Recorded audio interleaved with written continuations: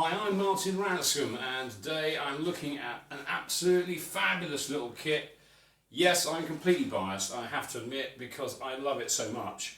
But I don't care. I'm going to tell you about it anyway. It is the Sakai, or is that Sakai? They'll have to tell me about that. Pack D kit. Now, this is a portable drum kit, folks. So let's not get carried away here. We're not talking about double 24-inch bass drums, rock, monster kit. This is a portable kit. And at the moment, they're becoming really popular, I noticed. Many manufacturers are bringing them out in different ways. Most of them have 18 or 16-inch bass drums. This is a 16 by 16. But the magic here is something that no other manufacturer does, at least not as far as I can tell. And it really is the bit that makes everything worthwhile, for me anyway. So I'm going to talk about that little bit in a moment in a separate little section. But it's to do with the bass drum.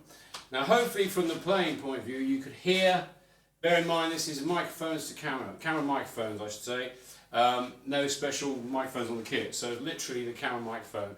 So hopefully it'll do it justice, but the bass drum, for what the size it is incredible. But let's not just talk about the bass drum, the rest of the kit is great.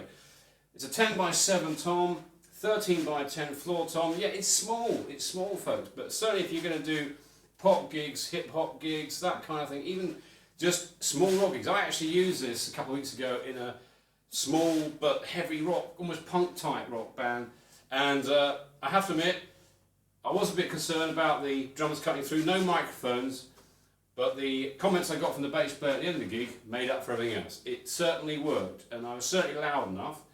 I'm not a light player, as you can probably tell from the video, but I'm not super heavy either. So yeah, absolutely fantastic. Now, a couple of the things about this kit that I really like, which are kind of boring, geeky things, but it makes all the difference. When I got it out of the boxes, a couple of little tiny things that you just think, these people are thinking. The first thing is how it's packaged, the quality and care that had gone into the packaging. And another little thing, which is just so cool, especially for someone like me who's interested in all this stuff and tuning drums and quality of drums and how shells are made and playing and everything about drumming. Little tiny thing, but you just think, oh yeah, I wouldn't have thought of that necessarily. But any of you who have built, if you like, more budget end kits, which let's face it, this is, you'll notice that they come half packed usually, and you have to assemble parts of it.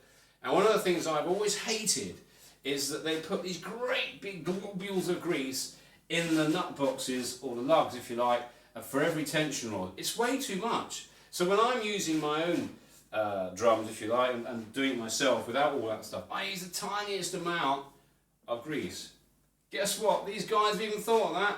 You don't get it put in by machine or by hand when it leaves the factory. They send you a little tub with a tiny bit in, and then you can just use all you need. Some of you guys out there use oil.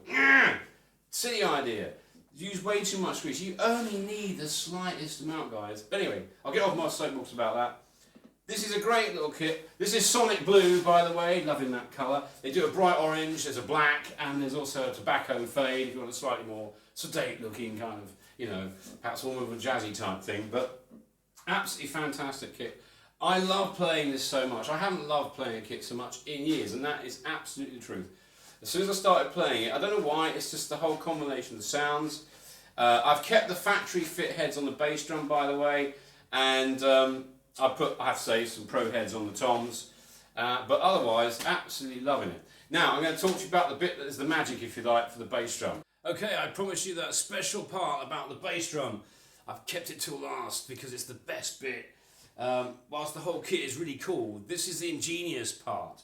If you've ever played small bass drums, i.e. 18 or 16, perhaps more commonly 18, you'll know there's a couple of problems that are always there. First of all, if you don't use a riser of any kind, the beater is going to be touching virtually towards the outside edge of the bass drum. That's the first thing.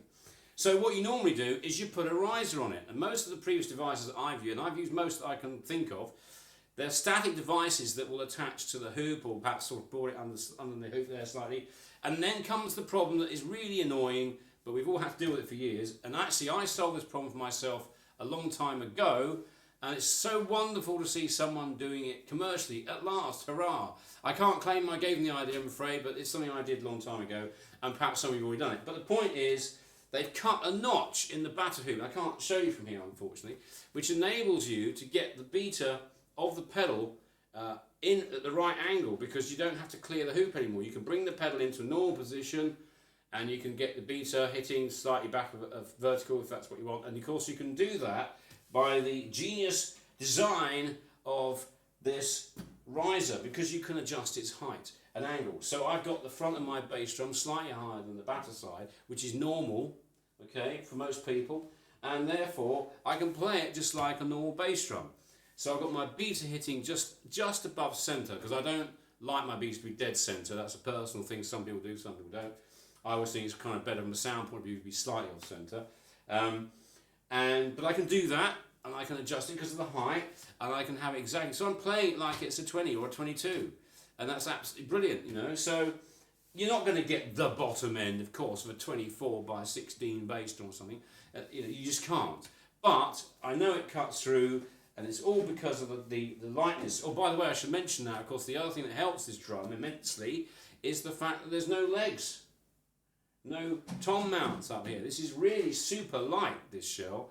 It's unbelievably light. It's fantastic. And being a portable kit, of course, not only do you want things to be small, you want them to be light. And this really is super light. It's unbelievable. So because of all that, though, it really gives it a chance to resonate.